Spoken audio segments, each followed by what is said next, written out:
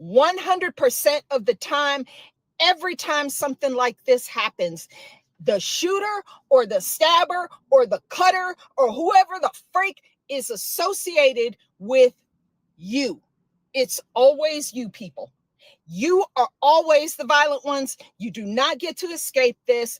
You have been on your stupid little shows on CNN talking about how Charlie Kirk has been wrong about Irina Zarutska over the last few days. Literally, you are arguing about a dude who stabbed this girl in the freaking neck on video where we could all see it. You are literally arguing that it's Charlie Kirk's fault somehow.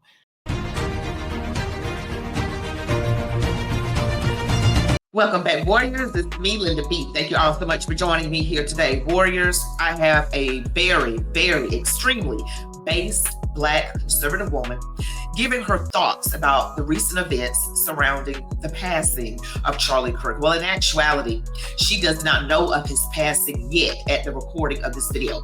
She had only heard of the fact that he had been shot. That's what we're going to be talking about today on Chat with me, Linda B. But before we get into it, don't forget to smash the like button, comment, share, subscribe to my channel, select all notifications, stick around to the end. Let's go. All right, you all have heard about the recent tragic passing of conservative influential commentator Charlie Kirk, friend of President Trump, very influential on college campuses. And so he died, but at the time of this recording of this woman that I'm going to show you, he had not yet officially passed, or it had not yet been announced. And this woman is dropping some truth, because if you think about it, violence seems to only be coming from one side. And conservative people are often portrayed to be evil, backwards, fascists, and Nazis. But is that really how it goes? When have we really unalived someone due to their political views? I'm not saying conservative folks don't get caught up in some things, but I'm saying we have never, from my understanding, you guys can correct me if I'm wrong, I'm not 100% right, but when has a conservative person, for political reasons, for difference of opinion reasons, ever taken the life of someone who disagreed with them? Just comment below. But let's just take a look at this video and then I'll come back. You do not get to speak anymore. You do not get to say that MAGA is violent.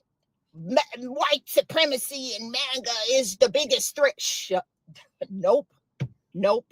100% of the time, every time something like this happens, the shooter or the stabber or the cutter or whoever the freak is associated with you. It's always you people.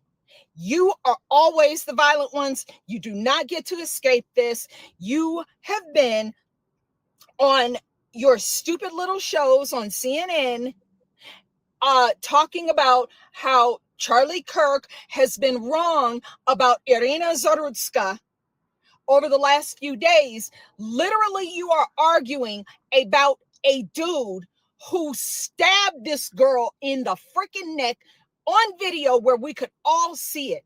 You are literally arguing that it's Charlie Kirk's fault somehow. You know what? You don't get to speak anymore. You need your FCC license revoked, every one of you. We need to restore the original Smith-Mundt Act and get rid of the Obama era, the modernization, putting the modernization and reimagining, blah, blah. We don't want to reimagine shit. You tried once again to take out one of our people. We don't bother y'all. Y'all think y'all better leave us alone. And that woman right there spoke nothing but truth. And I did read the Smith-Mundt Act. Yes, and Obama repealed it. It is something that prevented propaganda in the media, that you had to be more truthful. And ever since that, they've been allowed to spread propaganda. So she's talking about the FCC license, which gives you the ability to air across the airwaves. So I You guys tell me what you think about that. But she mentioned CNN. She mentioned CNN, and I have this clip ready for you. This was stated before Charlie Kirk was even shot, maybe a day or two before. Let's watch. Want to be there, and it's about difficult forcing them to be there. When you are mentally ill, you have a hard time knowing that you are mentally ill. But also, I mean, people like Charlie Kirk, Van, they've been looking for opportunities to make this some sort of like reciprocal George Floyd situation, and that's the part that I think he's almost giving away the game, and it's sad to see a lot of people going along with it. Let me just say a couple of things. One is, what happened to that young woman was horrible.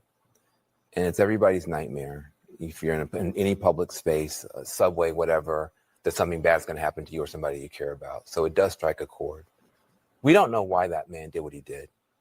And for Charlie Kirk to say, we know he did it because she's white, when there's no evidence of that, it's just pure race mongering, hate mongering. It's wrong. All right, let me just say, first of all, the left has no right to even say anything about anybody else race baiting or race mongering, fear mongering. You guys do it 100% of the time, all day. You eat it for breakfast, lunch, and dinner. Yes, you eat it for all 3 meals of the day. You cannot talk about anything without bringing up systemic racism. You cannot bring up anything without throwing race into it.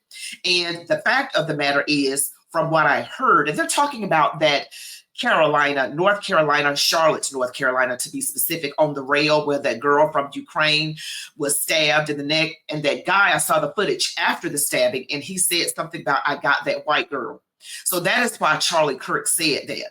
Now, this was aired like a few days prior to what happened to Charlie Kirk. So someone might say, did that have anything, was that connected? I'm not saying it was. Please don't think that. I've heard some people say that they have blood on their hands. I'm not certain of that, because we are all responsible for what we do. But I'm just telling you right now, the left-leaning media does spew out things. They spew it. They constantly do it. They always do it, even on BSNBC. But following up on what was just said, he's been one of the most divisive, especially divisive younger figures in this, who is constantly sort of pushing this sort of hate speech or sort of aimed at certain groups. And I always go back to hateful thoughts lead to hateful words, which then lead to hateful actions. That you heard Matthew Dowd on BSNBC. So is the media to blame for what happened to Charlie Kirk? I'm not saying that it is, but is the media to blame? Is the rhetoric that they push out to blame? Okay, and I played you that first clip about the based Black woman is because she brought up some good points. I mean, she brought up the media. Should they have their license revoked, the FCC? I'm not saying they should. I'm just asking a question. Should they? Because that Modernization Act, that repeal of the Smith-Mundt Act, brought in this propaganda like we have never, ever seen before. And I guarantee you, people who vote Democrat don't even know anything about it. They are such uninformed, misinformed voters. That's why they vote the way they do. If they knew, I think most of them would be red-pilled, at least half of them. I mean, I hope. You all tell me what you think about this, but the family of Charlie Kirk, we should be praying for them. His wife, Erica, their 2 young children, the son and the daughter, their parents, his parents. By gosh, his other friends and relatives, those close to him, and even the Trumps. And, President Trump was close with Charlie Kirk. Charlie Kirk was an avid Trump ally. He really was. He supported the president and his agenda, and it was about bringing people back to conservative Judeo-Christian values. That is the fight. The fight is for the soul of America. And the fight is also for our souls. Don't forget, I'll be here tonight at 9:30 p.m. Eastern Standard Time, right here on YouTube for a special live panel show. You all be blessed, love God, your families, these United States of America, and march on, warriors.